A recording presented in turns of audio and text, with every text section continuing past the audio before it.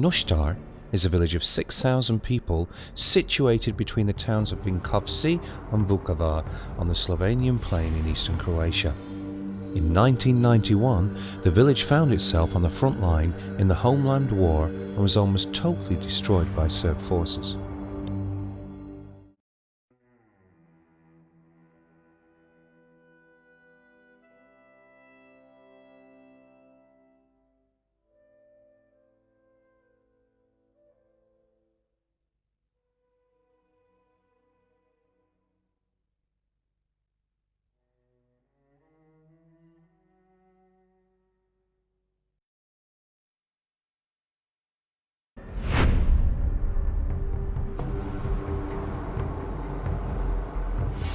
Today Nuštar is once again a sleepy agricultural village, but one that is rich in ancient history.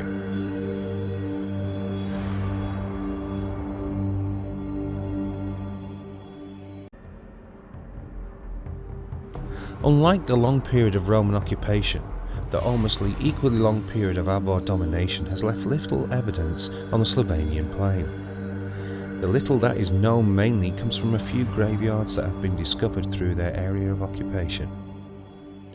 Nobody suspected though that the Avars had any kind of settlement in Nuštar. There were a few clues, just an occasional find of Avar metalwork turning up on fields around the village. But in February 2011, their long-term presence locally was confirmed in the most indisputable manner. The excavations for the building of a new football stadium for the local club uncovered a group of dark, oblong patches against the yellow clay.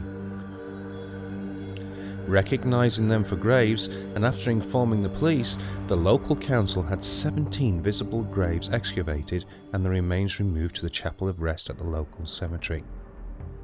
Thinking the graves to be of a much later period, they did not inform the local museum. Excavations drew the attention of local historian and metal detectorist Mirko Adjuga. Concerned that the graves were something other than possible war graves, he alerted fellow detectorist and English patriot Steve Gaunt. Together they visited the Chapel of Rest to see what had been removed from the graves. Jedan dan iz grada vidim bageri tamo rade i spremim se, blato je i pregledam. I vidim da ima mrlje na zemlji, na žutoj zemlji, da su grobovi. Radnici kažu iskopavali su grobove. Kakve grobove? Ne znam, jeste javili muzeju? Kažu, ma nismo, muzej ne zanimaju grobovi. Eto, policiju, ni nju ih ne zanimaju grobovi, tako dalje. Da bi jedan od radnika je rekao da je nuštarski grobar, to je iskopavao, zanimljivo, što vrši ukope. Nije arheolog, ali... I kaže, našli su metalnu neku naruknicu, brončanu, zelenu, samo je to vidio. I ja, eto, zovnem svog prijatelja Stiva, on isto skuplja te starine i ajmo. I nađem grobara, pokaži mi, kad je on izvadio vreće, crne vreće za smeće kosti, a u jednu vrećicu škafić, jedan je te metalne dijelove. Odmah smo prepoznali da je radilo se o avarskom pojasu, brončanom, jedan veliki jezičak, niz manjih tih pojasnih jezičaka, brončanih par naušnica, naruknica i tako dalje. After recognizing the artifacts as possibly being Avar, they took the step of informing the local museum. Mr. Steve Gaunt and Mirko Adjuga came to Vinkovci Museum and reported of about find in Nuštar, most probably Avar, that was found by during excavations for a future football stadium. So a bit later on that very same day, we went and checked to see what's going on, and indeed, according to the pictures we saw they took, confirmed our doubts that we're dealing with a find of Avar graveyard. 17 graves were unfortunately, I can't say excavated, vandalized more, by the local mortician and his assistants, bones and finds being pulled out. All the bones 17 graves were put in one bag, or two big bags. So anthropologists will have some work sorting them out. And also all the finds were put in one big heap. But later on we learned that only 3 graves had metal finds in them, and in total 7 graves had also some pottery in them.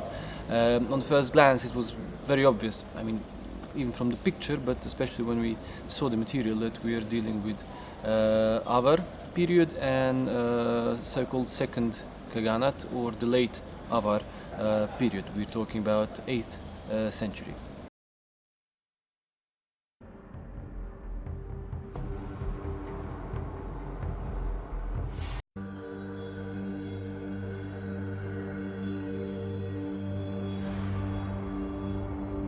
Here we are in Nuštar.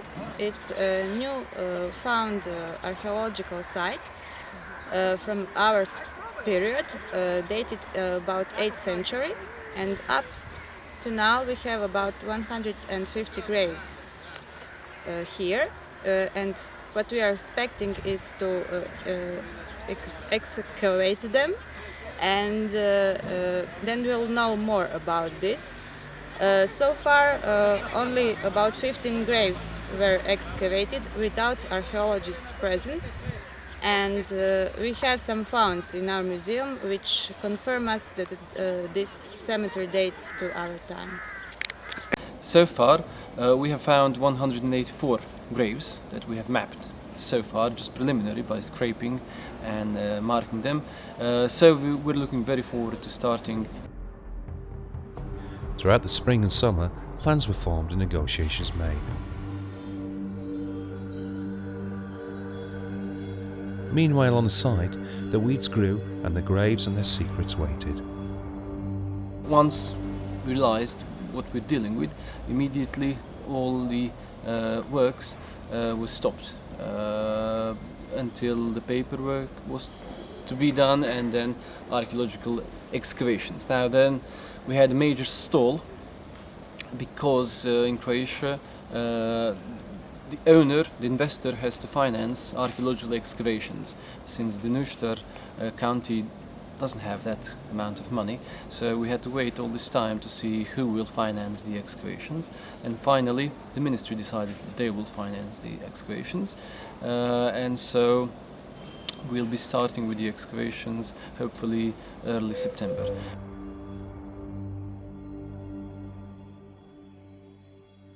Excavations on the burial ground finally began in September, and a team of archaeologists and technicians moved in and started the process of re-clearing the weed-covered graves. Metal detectorist Steve Gaunt was hired by Vinkovci Museum to work with the technicians as the graves were excavated. My first responsibility was to check over the whole surface area of the site and to mark any metal signals with coloured pegs. There were quite a few, especially on the shallow graves, but mainly in the area where the council had dug up 17 of the graves previously. When this was done, I had to see how I could fit into the rest of the process of the excavation. The archaeological process of excavating a grave starts with cleaning the area, marking the grave, numbering it and photographing it. Then the technicians remove layers using their time-honoured method of spade and shovel. As each layer is removed, one of the technicians probes for the skull. It was at this point that the value of the metal detector became evident.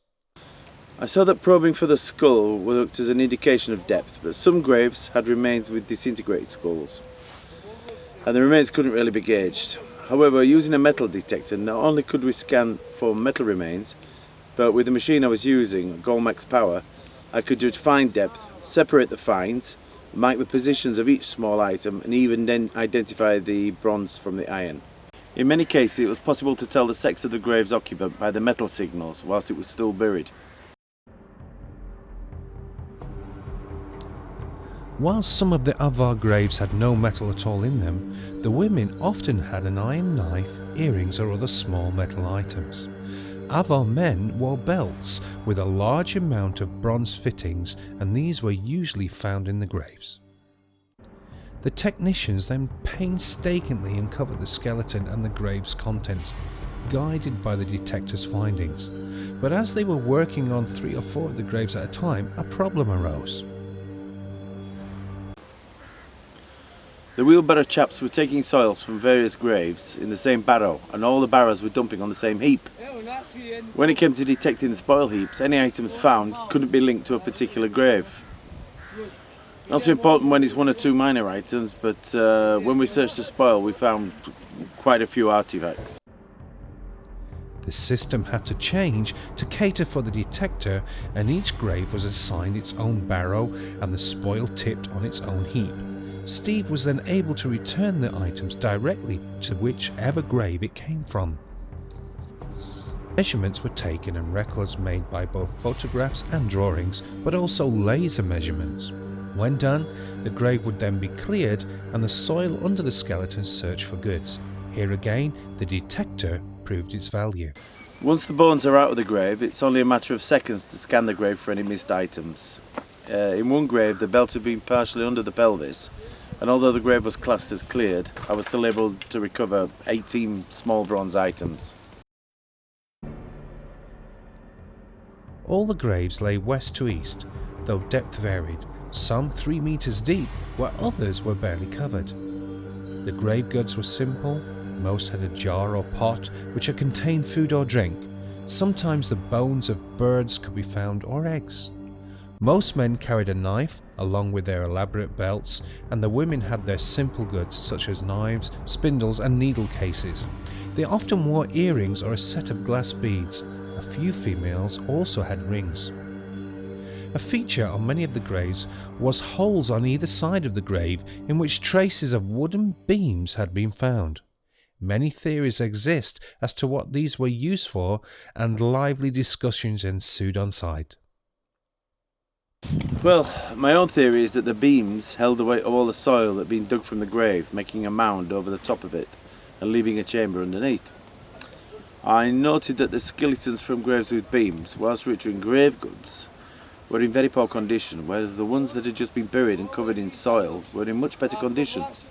Often the skulls from the beam graves were smashed or flattened, which would happen if the beams and the soil collapsed on them, which they must inevitably do. The dry weather helped speed up excavations.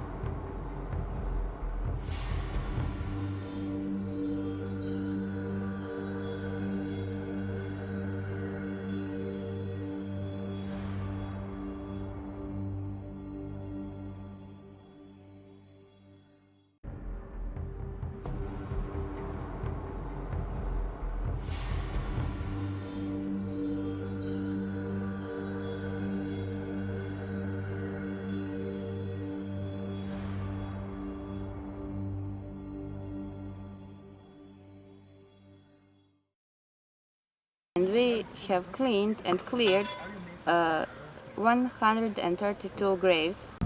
In women's graves, we can make something special out of fibulas and rings and arm rings.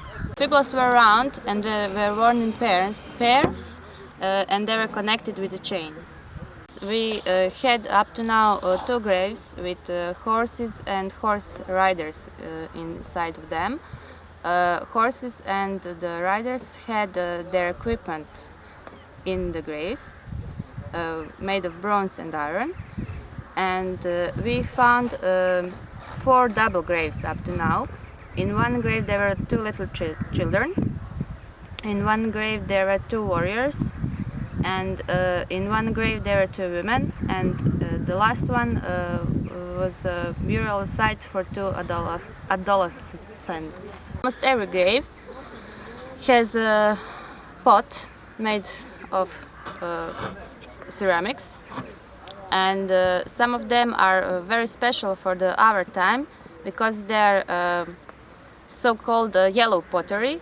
They're pots with handles. Almost every grave has a little knife, which is a part of personal belongings. That's also very usual for our time. Grave 137.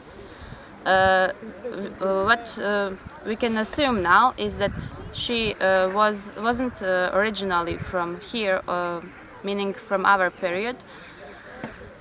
She could have come from by marriage or by something like that to this site, and she died here. She had 2 round fibulas, 2 bronze earrings, 3 bronze arm rings, and 4 bronze rings on her fingers. Then she also had a pot and iron knife. And the very first thing we found in women's graves here are the straps found in between her legs, which suggested that she wore some kind of socks. The former occupants and their goods were packaged off to Zagreb for analysis and restoration. The greatest job is still upon us because we have to work on our finds. Now we have some finds that were collected in January, already back from restoration, but our finds that were found during the excavations in October and September, about 1,200 pieces of metal, will be restored in about 3 years. Here we have some of the typical finds from the male graves with belts, because it was typical for our time that men warriors wore the belts with such big and small tongues, which represent their social status in their village or in their army. Each belt consists of belt buckle, which are different types, and the belt itself with the belt buckle and the tongues is also decorated with different smaller or bigger parts, like these bronze parts, which still have a blue paint, traces of blue paint on them. This is very rare, and as far as I know, this is the first time something like that was rescued in an excavation.